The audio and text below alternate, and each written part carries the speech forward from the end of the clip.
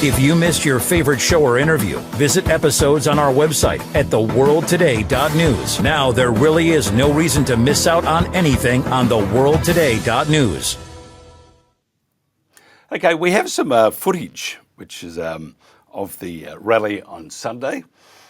And this goes for about 5 minutes, but I want you to see it all because it showed you that the Met police abused power. They encouraged it in many ways. A British citizen was attacked for no reason and left bleeding on the floor. The post on this with this video said the Met police must be held accountable. I'll let you watch it for yourself. You'll see the energy there. And at no time are we saying that actually I am, rewind that part, of course I am.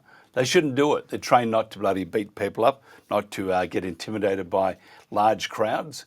Have a look at this. And you can see though, the government using the Met have created this scenario that is, I'm very amazed, very surprised that there wasn't a all-out violence. But have a look at this anyway. Cam, can you play Met?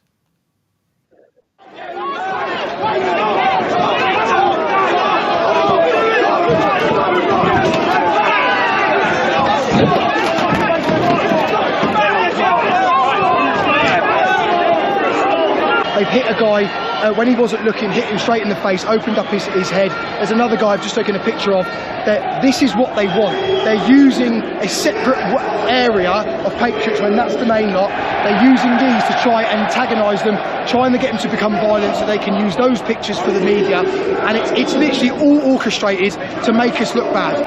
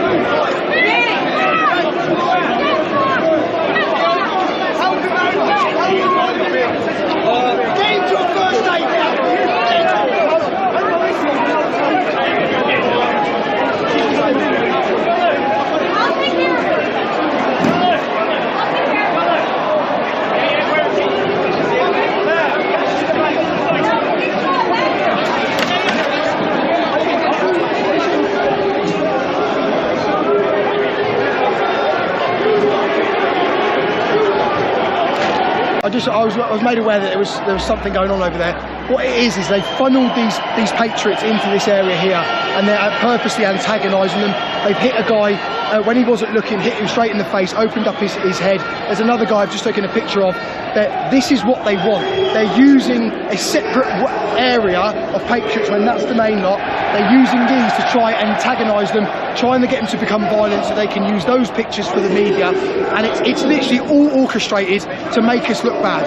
I then stood up, I tried to calm everyone down. The police were even just trying to stop me from calming it down, which shows they've been instructed to get this to kick off. They're antagonising it, and it's disgusting. And I've seen, just 2 seconds ago, I've seen on the police Twitter, they've actually already posted a big aerial shot of that, saying they're trying to break through the line, and they're not posting anything about this side. They're not letting these patriots come to the demo. What they're doing is they're following them into here.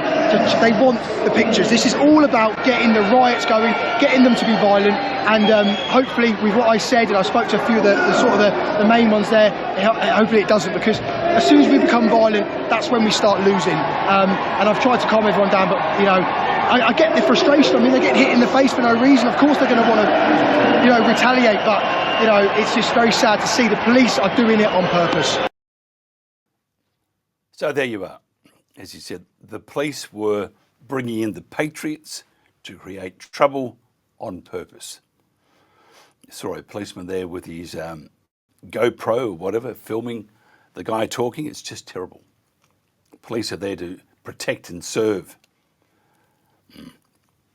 Moving on, Frank Romano, who's a contributor here at The World Today, is on a ship called the Spectre. It's part of the Global Flotilla heading to Gaza, and was sent to us this morning.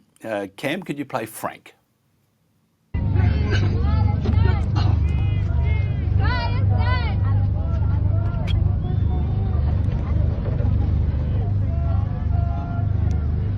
You see, you hear all these boats singing, "Free Palestine." We are finally united. They came from Bizet. We were waiting for them. We came from another port. And we are now together, grouping together, and we'll connect now with many, many boats from Italy and Greece, and we will head to Palestine. We will head to Palestine together. A strong force, sending a strong message that this genocide must stop, and we will keep coming. We will never give up. Never give up. Never give up.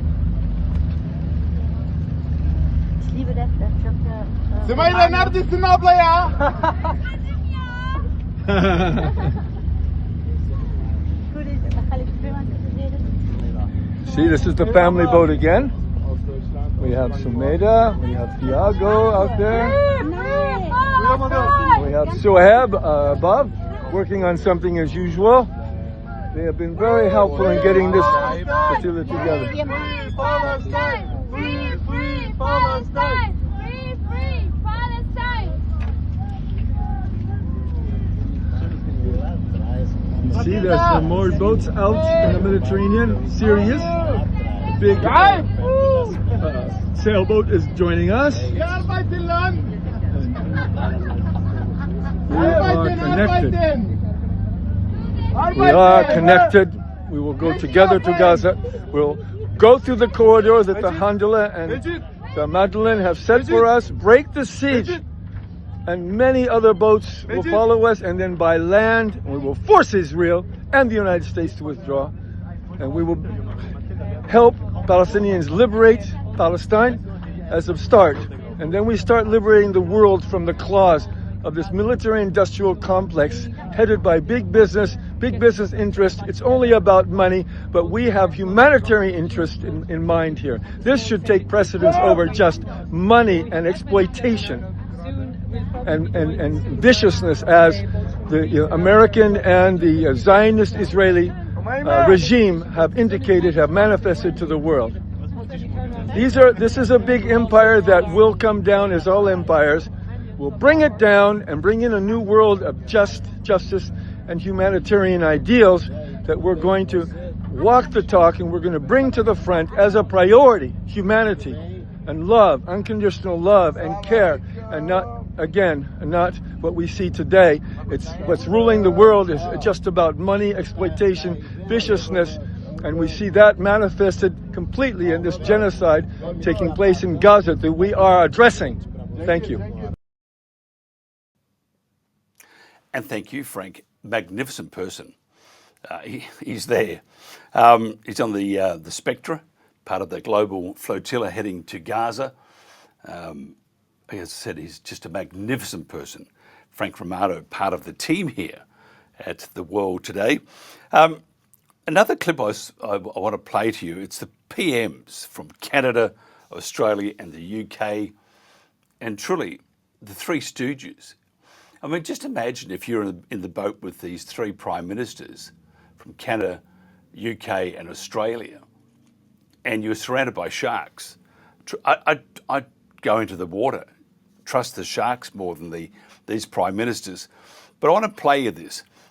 They're all reading from the same script about Islamophobia. The British Empire still exists, according to this post. It's just that it's an inverted mockery of what it used to be. Cam, play PMs. We've seen a devastating rise in Islamophobia. We must stamp out the hate, fear and prejudice that drives Islamophobia and division in our society. Because of the hatred fueled by ignorance that is still a lived reality for far too many Muslim Canadians. The surge in Islamophobia is simply appalling.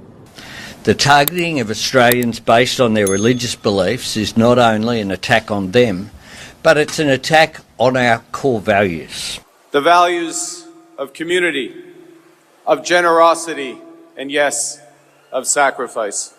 Leaving people feeling fearful and unsafe in their own country. Australians should be able to feel safe and at home in any community. Our Canada is a diverse country. We can pray differently.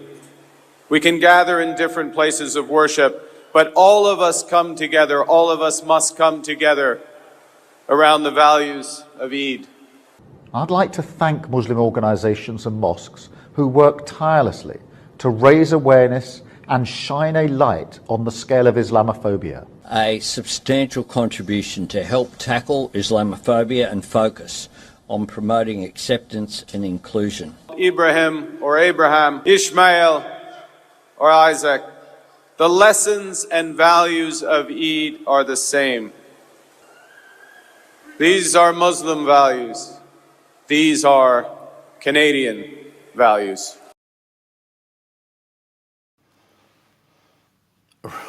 Really? I have to say I was amazed with the poise and leadership abilities of all three prime ministers, but in particular, being in Australia, I have to say Anthony Albanese. I mean, eat your heart out, Conan the Barbarian. This guy is just he's it. Testosterone minus. Lordy Lord, can you believe that we voted him in? I didn't vote him in. Now look at Starmer. You've got him in for another bunch of years. What can I do in that time? Oh, I can destroy the country. He is mean. Something from the Goon Show. Mean, what are they doing to our country? They're destroying it. Look at the farmers. Look at the cities. Look at your freedoms. Gone. All going. Farms, freedoms. And, I mean, there's a joke about Paris. Trump said that was his favourite Muslim city. I wonder if London is his favourite Muslim city. Now, Greg Gutfeld was having a conversation on Fox with his team. Now, I don't know what they call themselves, but there's a team of them. Anyway, they have a group discussion. And he went Burko. He went nuts. And I want to play you this. It's to do with Charlie Kirk. And one of the panelists was looking at both sides. You know, we look at that side, we look at that side, and we get, you know. So, Cam, if you could play Greg for me, please. Yes, we don't need it. What is interesting here is why is only this happening on the left and not the right? That's all we need to know. What about There's Vance absolutely Pilcher? no cognitive... What about Melissa Hortman that we just Okay, you want to talk about Melissa Hortman? Did you know her name before it happened? None of us did. None of us were spending every single day talking about Mrs. Hortman. I never heard of her until after she died. She doesn't matter? Don't play that bullshit with me. You know what I'm saying is there was no demonization, amplification about that woman before she died. It was a specific crime against her by somebody who knew her. The same. Now you could bring up Josh Shapiro, but then you will not bring up, for example, that was a pro-Palestine person. So don't use your. What about this? The fact of the matter is the both sides argument not only doesn't fly. We don't care. We don't care about your both sides argument. That shit is dead. For one thing, there is no cognitive dissonance on our side. On your side, your beliefs do not match reality. So you're coming up with these rationalizations like, what about this? Or what about that? We're not doing that because we saw it happen. We saw a young, bright man assassinated, and we know who did it. We are not coming up with rationalizations. We are calm, we are honest, and we are resolute. We're not defensive, and I understand the defensiveness. I understand why people are saying, what about this and what about this? Because if you have to face the underlying fact of this, your life is going to fall apart because you're going to realize you're not the good guys. If you sat around and you defended the mutilation of children, you're not the good guys. If you sat 600, 700 cases of harassment against Republicans and you said, but what about this? What about this? And then you see this murder after calling somebody a fascist, you realize maybe I'm not the good guy. That is a hell of a realization to deal with. So Therefore, you have to grasp at rationalizations. You don't have to do that, Jessica. They do. I don't believe you're part of that group, but why the hell do you have to mimic and echo that crap to us? He was a patsy. That guy was a patsy. He was under the hypnotic spell of a direct-to-consumer nihilism, the trans cult, and you know that. If you can decide that biology is false, you can agree that murder is okay and that humanity is expendable. How you cannot see that alone and see that for what the evil it is without having to attach all of these other things is beyond me. I just want to be clear, and I want to let people speak. I in no way intended at all to minimize what happened to Charlie. I was horrified by it. I have not been on the five but since the two then, sides argument, it's like pig Latin to a duck. No. All that I was saying is could we have all of the information before you just say they did this? Because that is a broad brush to paint with this. And this kid Let's have a conversation. No. Charlie had a conversation. He got shot. Look, I'm sorry, Jessica. I'm sorry. I'm sorry. You weren't here for a week. You came in here and it's cold. And I'm sorry, but this is a story that is immune to news cycles. It's immune to rationalizations. It's immune to bias. This thing is with us for good. And we all have to deal with that. So that means we can't live by the same arguments that you might be reading about relativism among the media. We can't deal with those stories. It doesn't matter. The media is dead to us on this story. They built this thing up. We're dealing with it. We're going to act. We don't care what the whataboutism is anymore. That shit's dead. Sorry. For the swearing as well. I apologize to the American public. I'm going to shut up for the rest of the show.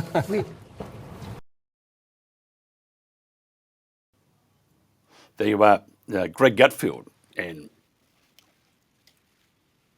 I think all our chatterboxes also would agree. He ain't wrong. And Jessica, you said the wrong thing. Coming up next, we'll talk about all sorts of things with our next guest, which is, it was going to be Joaquim, but he's not here. He's out with his water buffalo in Bali. Dr. Greg Simons will join us next here on The World Today. People might tell you that Lyme doesn't kill people, but we are losing people. People disappear from their lives. One of the scariest things that I had to deal with was memory loss. Not just like I don't remember what I did last week, but like I forgot all the words to my own songs. I remember going to my primary care physician, and he was like, "You are 100% healthy. There's nothing wrong with you." And my response was, "That's impossible. I'm dying." I wasn't working. I had all of these hospital bills. We had to move out of our home and move into my parents' basement. I just wish I could have truly been present in those big moments, when she took her first steps or, her first day of preschool. Lyme is such a thief, and it goes undetected because no one is looking for it. For more information and prevention tips, go to projectlyme.org. Anticipate potential delays for the morning commute. In other news, a recent government report on prescription drug pricing points to corporate Freedom of the press is about your right to know. What are you talking about, man? Look at this stacks. It's about your right to be informed. Your right to access all types of information keeps us free as a nation. No. Today, there are real threats to press freedom. Residential areas by... And your right to know about the world around us. Look. Some threats are obvious, some are easy to miss, but they all put our way of life at risk. We must defend against all of these threats, no matter what kind of news is important to you. Justified putting American troops in harm's way? That's a great question. We must protect our right to know before it's too late. Understand the threats. ProtectPressFreedom.org. The common housefly, caught in the clutches of the spider's web. Every move it makes just makes matters worse. Then, dinner time. Feast on the captivating stories, videos, and helpful information on our website. Whoa. Dinner's ready. Oh, man. Escape is futile. Just one more video. Get stuck in our web. This is today's News Talk, theworldtoday.news. My guest is Dr. Greg Simons, a professor based at the Department of Journalism, Media and Communication at Daffodil International University in Bangladesh.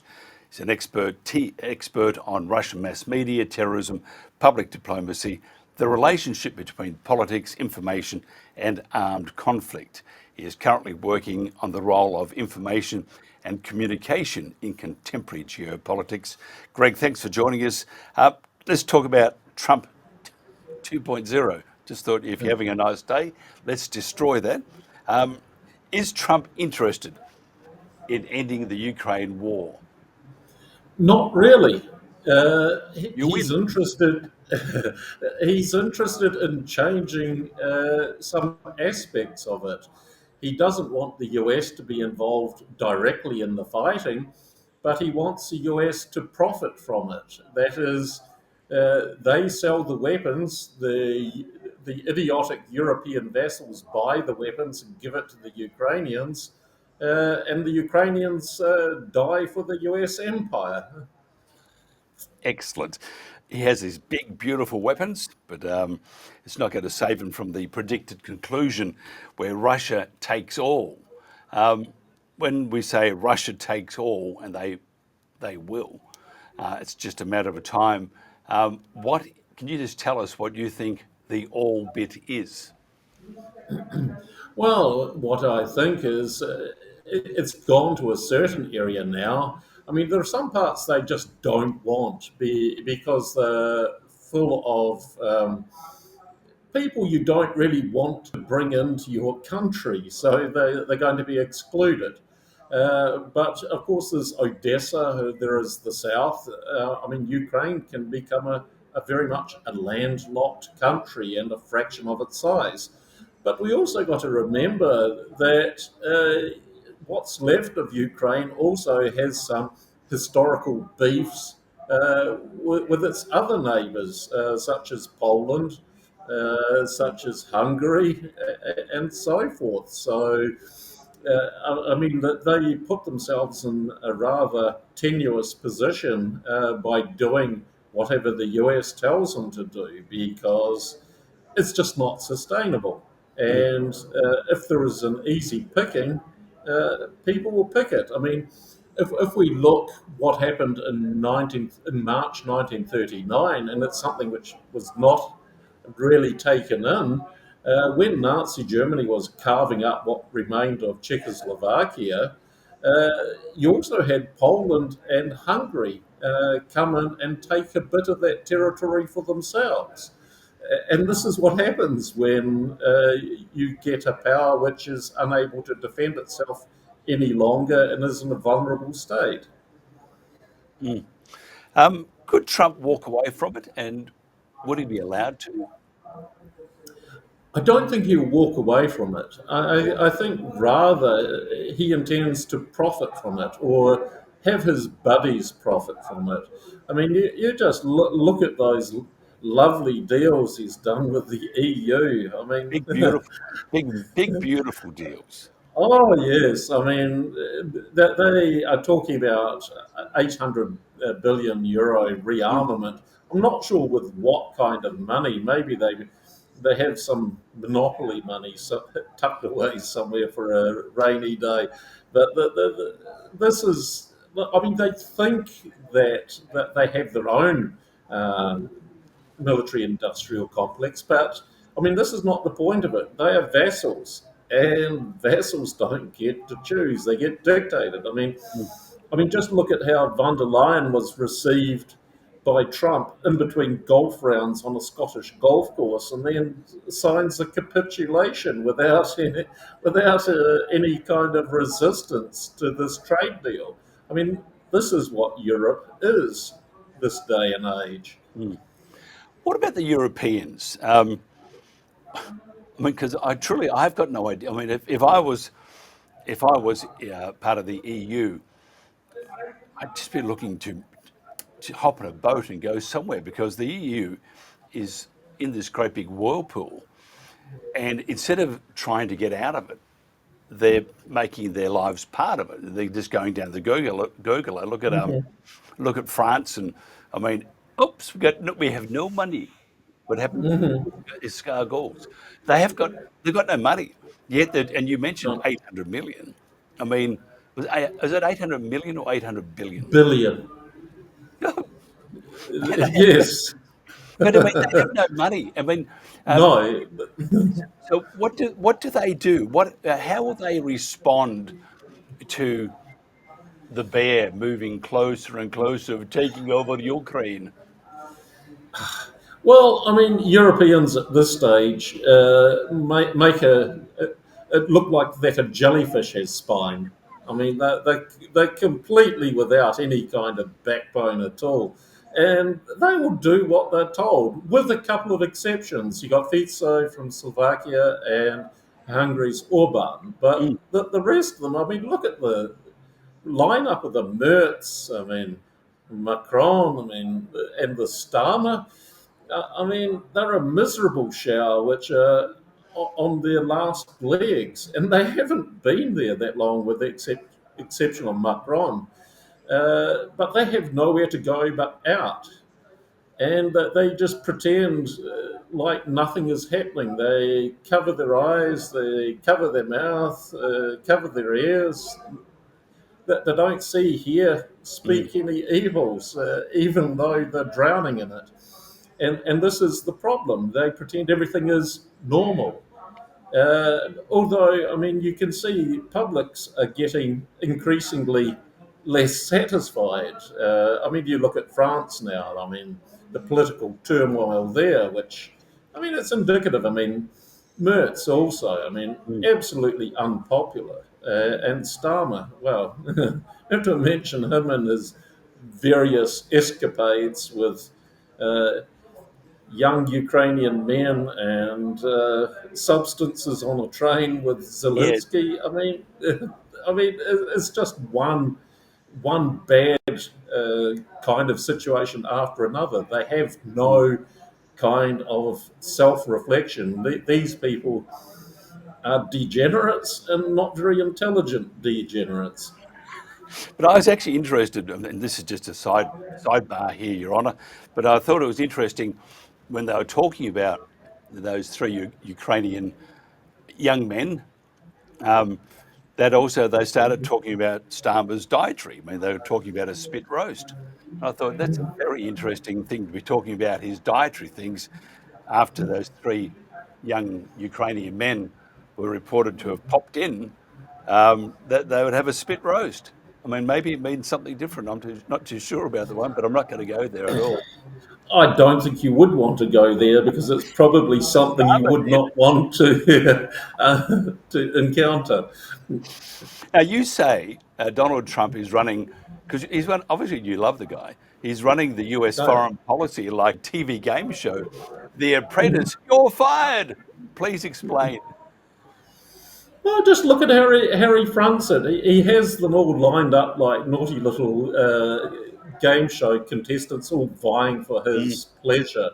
With the exception of Xi or Putin or from the global south, Modi, these ones. But I mean, they behave absolutely like little orbiting betas, and they have no will of their own. They're just trying to please him. And so he loves this image of himself as being this alpha, this one who controls everything, this all-seeing, all-controlling figure. Because I mean, he's a very fine narcissist. Very well developed, and this fits into this.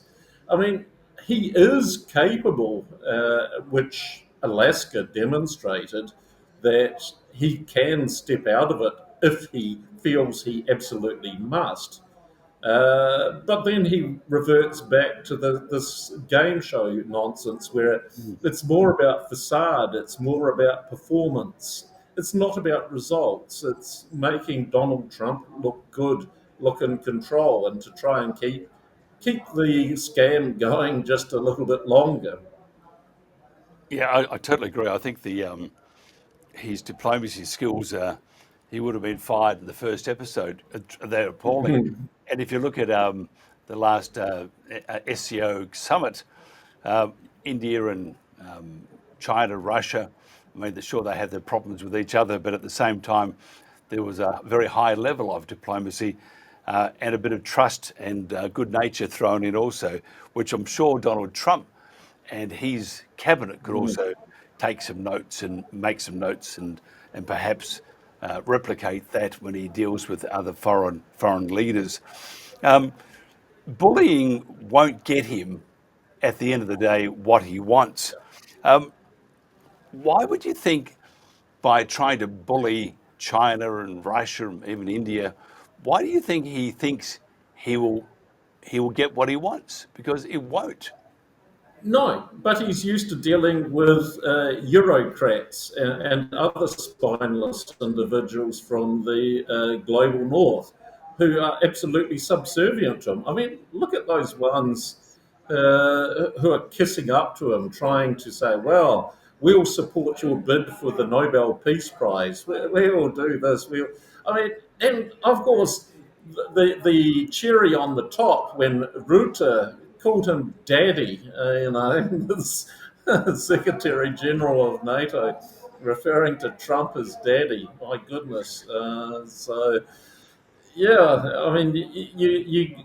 It kind of, as I mentioned in that piece which came out, the global north looks like it's caught somewhere between the debauchery of Caligula and the burning down of things of Nero. So it's not a very good kind of moment in their history. Interesting, isn't it? Because ironically, Trump could do a deal with Putin, but he seems to be siding with the EU. Why would he do that? He's not bright, for a starter. He knows he can get them to do whatever he commands because these EU, look at them. This Kaya Kallas, this von der Leyen, they are really pathetic people and they capitulate very easily. He likes people who he can just push around. And he's used to pushing them around. Maybe this is more not necessarily about what's good for the United States empire, but what's good for making Trump feel good about himself. And this could be the question, because I mean, he definitely does things to make himself feel better. He does. But all of his dealings on the diplomatic stage, international stage, the end result is it's a bit like him with his tall buildings. How much money can he make? In this case, how much money can the US make? Perhaps if he dropped that and went back to just pure diplomacy, he would be much better off. But you're speaking too much common sense, and common sense has long gone. I mean, it's like what Orwell said, and in a time of absurdities, truth is a crime. Tell me about the what your thoughts are with Israel trying to get rid of Hamas leaders in Qatar. Does it put Trump in a bit of a spot of bother here? Which, I mean, Qatar gave him a beautiful, big beautiful plane. Does he have to give it back? I mean, that would be terrible. But what because Israel's used to doing whatever Israel wants and bugger anyone else who thinks otherwise. I mean, you just look at that recent press conference with Netanyahu and Rubio just recently. I mean, no regrets at all from him. I mean, and Trump, I mean, he does what he's told, I'm sure, because at the end of the day, I mean, he might not like Netanyahu, but he's absolutely aligned with Zionism, and you can see his son-in-law, this Jared Kushner. I mean, being lined up for one of those nice little jobs for family again. So, and it's not because he's qualified. It's because, I mean, this issue of nepotism and favoritism, this kind of court.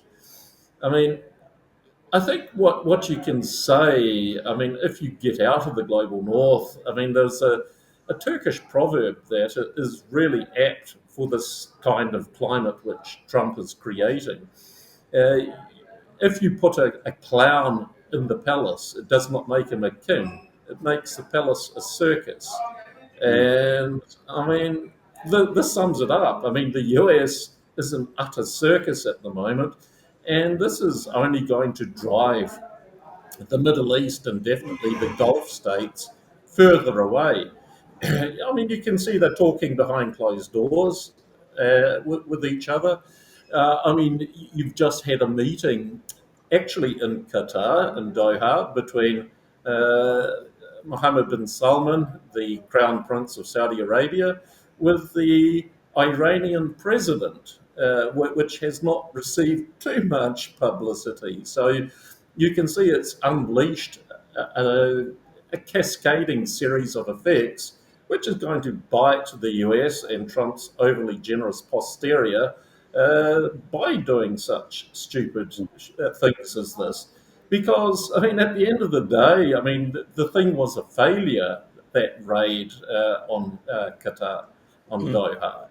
It was a miserable failure. They tried to put lipstick on a pig, but they didn't get what they were after. This was not like those raids on Lebanon and Beirut, where they cleaned out a whole block of houses to get one or two people.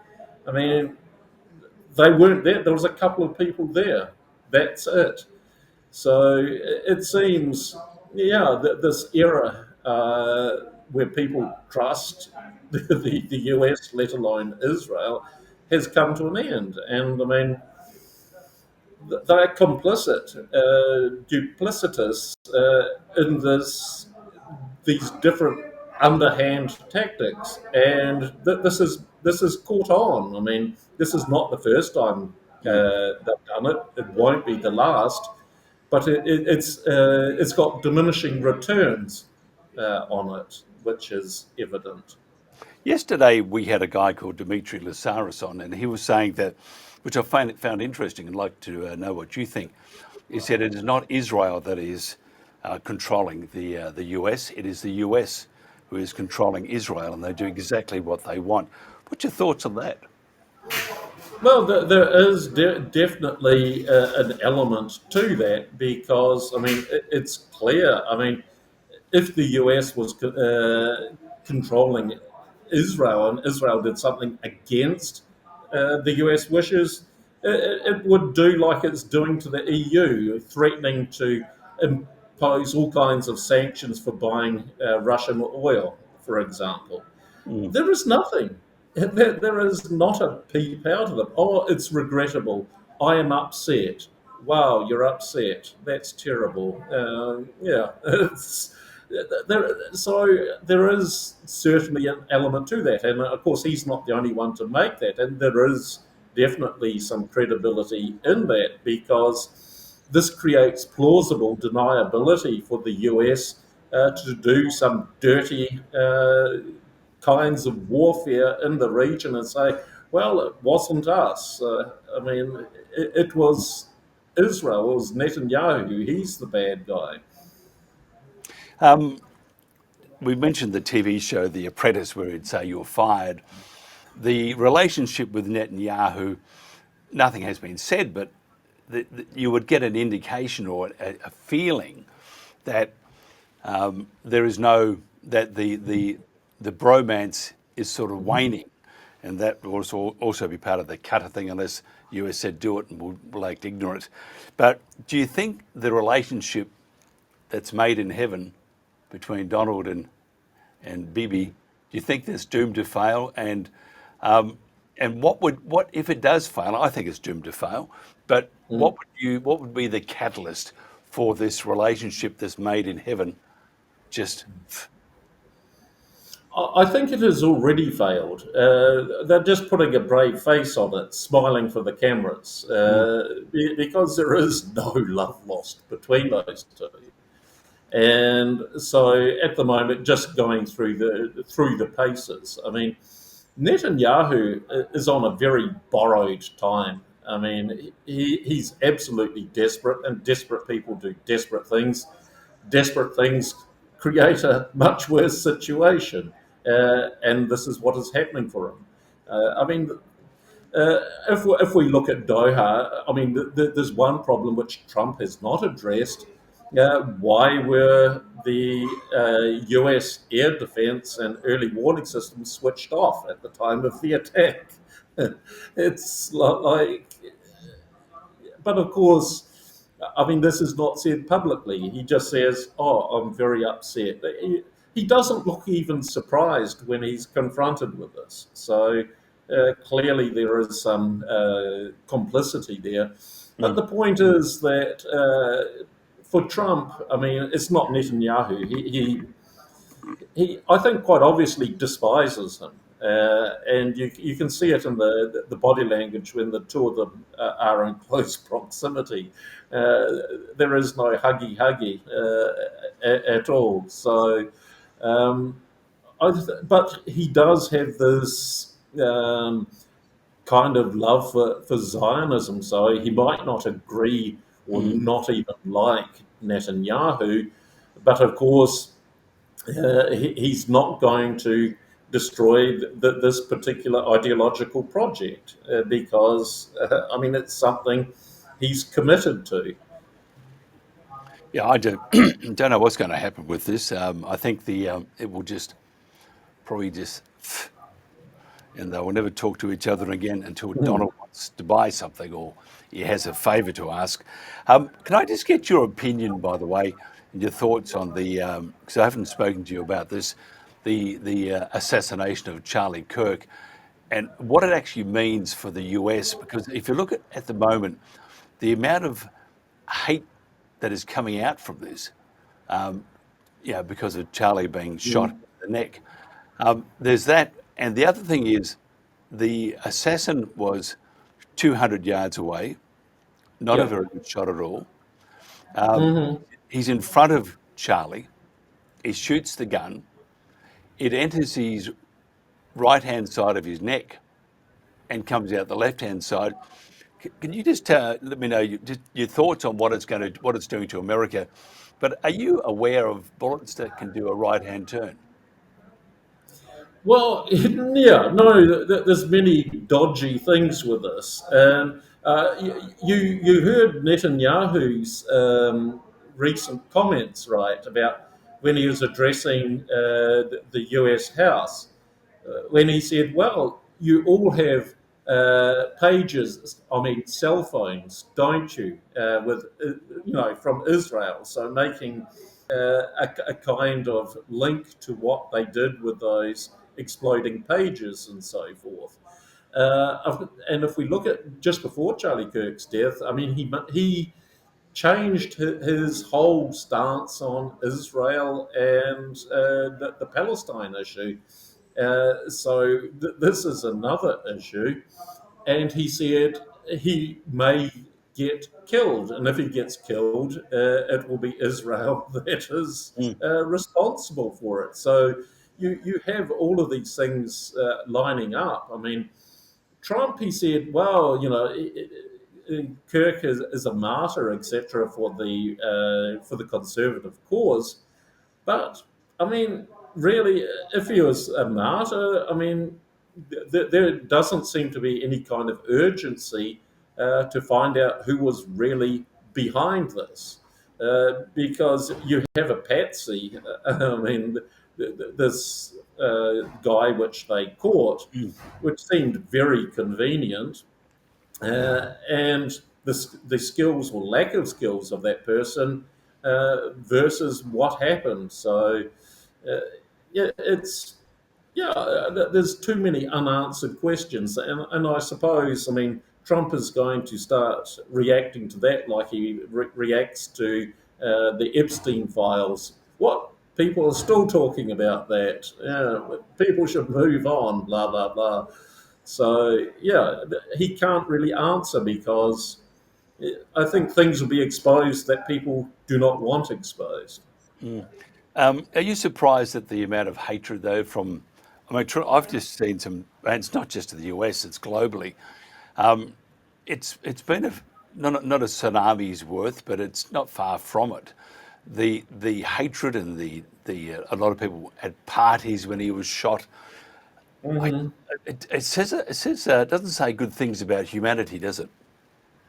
No, these are the liberals, so to speak, who are doing this. I mean, yeah, you have to kind of wonder about the mental health of this particular group, because if you do that kind of thing, you have no humanity and you're lost. But that has been understood for some time. And I mean, there have been a couple who have noted, and I tend to agree, that this left, so-called, these liberals, they have created their own kind of perfect McCarthyite storm, where anything that they find ideologically unpalatable is something that needs to be crushed. It's something that needs to be violently, vigorously removed. So they have morphed into everything which at one stage they were repudiating. So it's quite an interesting turn. To use a Baerbock 360, they have become what they said that they were fighting against, if we look at the 60s and 70s. Yeah, interesting times. I know you have to leave very shortly, and I was trying to push the edge of time.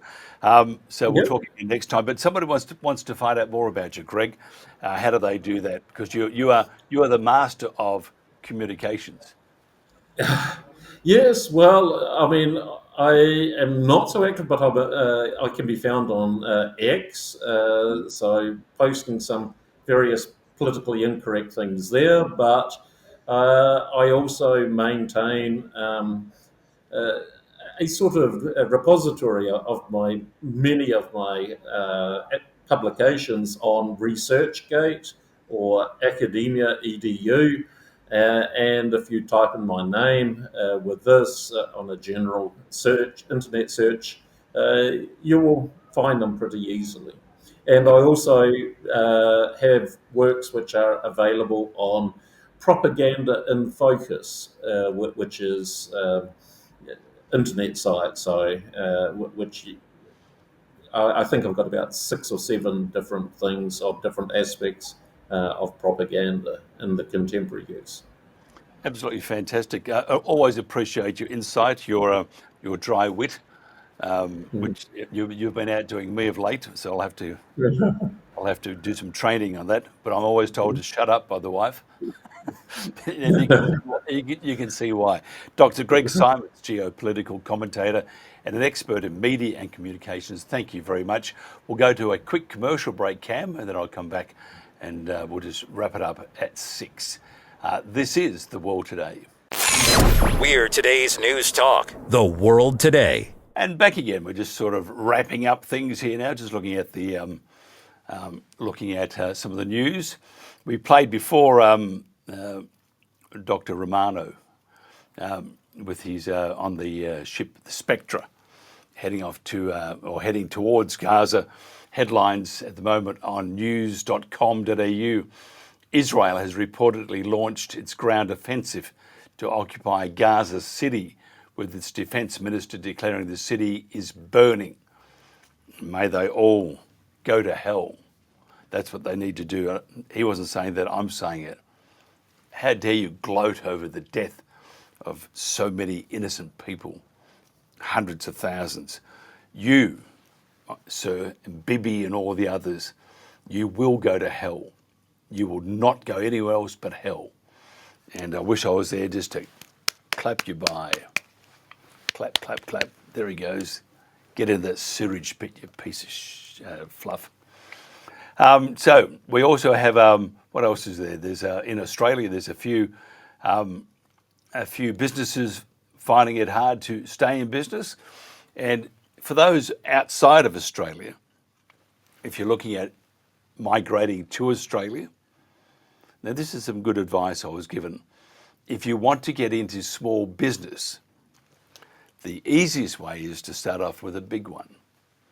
And that's how bad our economy is. And look at the UK. I mean, they've got so much garbage happening, it's just dreadful. That's it for me. I've just about finished for the day, so I will catch you tomorrow with the Australian time, the morning edition. Then we have the Country Telegraph. I kept forgetting about it. I kept wanting to call it a Country Practice. Don't know why. It's a good TV show, that. I was much younger and much better looking. Well, I was younger anyway. And then we have the afternoon edition of The World Today. A couple of maybe some things happening, by the way. Can't tell you much. Because TNT radio was and TNT was a very, very good product. Taken a while, but who knows? What do they say? Watch this space. That's it. Have a great night, day, morning, whatever. This is The World Today. And you don't make £1 billion out of chickens. Nobody else can make £1 billion out of chickens. So what are you doing? Well, the only way you could be doing that is by cutting costs. And we believe it's money driving this, overridden by a supine, overlapping regulatory structure. So you have 3 types of people regulating it. You have local authorities, you have the Food Standard Agency, and you have DEFRA, which is the farming agency. And like many things in British legislation, if you overlap legislation, nobody knows what's anybody's doing, and it's very hard for anybody to complain or get control of what the issue is. So yeah, that's the gist of and it's myself and Robin Tilbrook. I will mention him, and we plan to fund the judicial review to take these to take the local authorities to court and say, why are you not regulating this? Now you need money. You had, and I think you have a plan to raise money, and we are going to run out of time in about 50 seconds. So, can you tell us briefly how someone can donate to this cause, And if Robin's involved also, he's a magnificent person. So, and we should not be cruel. We should not be cruel to animals. Yeah, if you want to donate, you can go to GoFundMe and you can put Catherine Blakelock Halal Judicious Review and it should pop up for you.